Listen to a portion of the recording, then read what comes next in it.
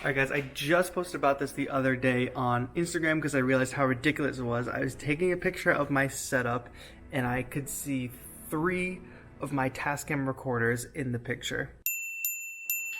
It seems super redundant and there should be no reason for me to have 3 separate Tascam recorders, but I guess I should explain myself. Yeah, so why do I have 3 of these? This one's recording right now. There's a reason. I'm just not going to say it's a good reason. This right here was the first field recorder I ever bought. If you don't know, I love field recording. I love going out and grabbing samples. I particularly like this one, the DR07 Mark II, because you can switch the mics like this. And I don't like it because you could do an interview like this, essentially.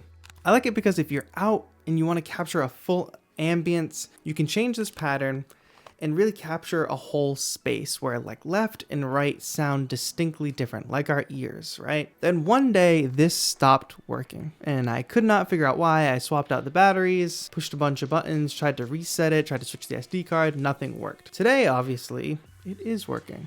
I'll skip why for a moment. After that one stopped working, I went ahead and got the DR05. I figured since the DR07 had for some reason not been working, I would get a different style. Now, this one doesn't have a switchable pattern. It stays like this, but it's still wide, so you can still capture something wide, and you can still capture something direct. I like both of these because not only can you use the built-in mic, but they both have nice exterior in ports at the top. Most of the time when you see my sessions, they're actually recorded onto one of these from the line out of the computer or the iPad or whatever is making sound. And then I will monitor, usually through a line out, or I'll run this to a speaker so I can play out loud. But one day I went to go do some field recording and then this one wouldn't work. Now I knew something was up because I figured that these weren't just like defective items. So I tried even harder to fix this one. And what I realized is there's a hold switch on the side. Now I knew there was a hold switch and somehow it had gotten switched on. And when the hold button is switched on, literally none of the functions work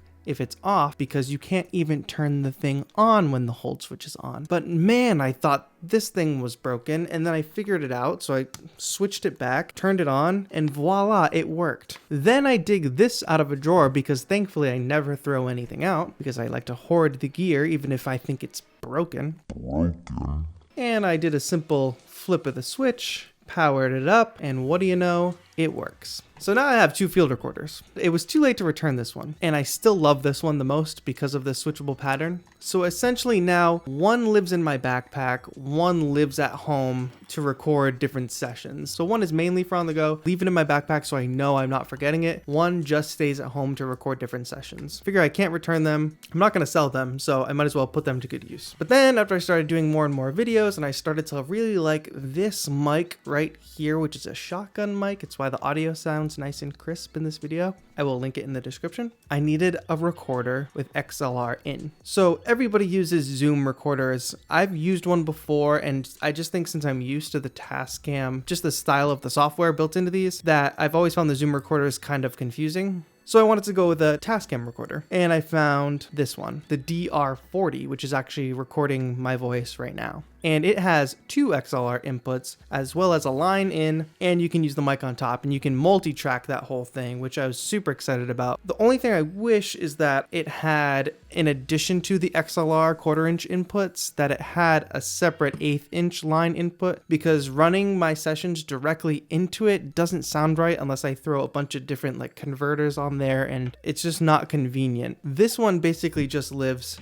here on this desk, or if I have to go work on a project that uses this mic and I don't want to use my laptop in an interface, I bring this guy right here. In terms of accessories for these guys, I've bought a couple. I've got this Movo windscreen that just fits right on top, fits on both of them, but now it kind of blocks out some of the wind. It's not quite a dead cat, which is like those furry looking things, which is your best bet for the wind, but I just like the aesthetic of this a little bit better, and it gets less caught in like the zippers of a backpack. So this is my windscreen. I'll link in the description. Then I got this little like Happy Meal sized Gorilla Pod. It's kind of like a toy almost, but it's good for getting the recorder off the ground or off the desk. And it has this little quick plate so that I can easily take it on and off. So now right here, I've got the field recorder. I can angle it. It's off the ground. If I wanted to use it as a microphone, I could easily do it like this.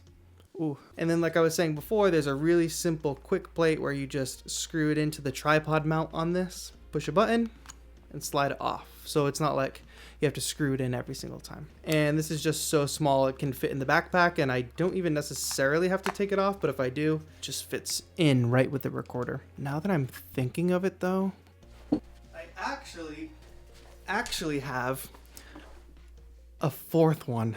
So this is the DP008. I don't even know why I have this. I mean, I used to do a lot of acoustic singer-songwritery kind of stuff, and I thought this would be a good way to get away from the computer, but you guys know that I just love Ableton a lot, and if I want to make something sound great, I might as well just start there instead of recording onto this thing and then putting it into Ableton. It just seemed like a lot. Nonetheless, it's pretty cool. It has built-in reverb and a bunch of inputs here. I could probably still use this. It's just a little bit big. I wouldn't take up space in my bag with this. I forgot that I had this until doing this video. Anyway, that's why I have 3 Tascam recorders for anybody who was wondering. Yes, it's pretty redundant. Yes, it's pretty unnecessary and based on my own incompetence, but it happens. Have you ever thought that a piece of your gear was broken, bought a replacement, and then realized the gear wasn't broken?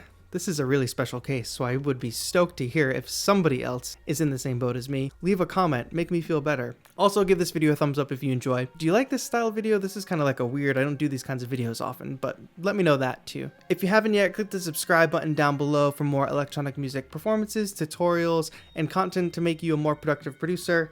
And I guess content that just embarrasses me. Thank you so much for watching. This has been TAETRO, your electronic music mentor.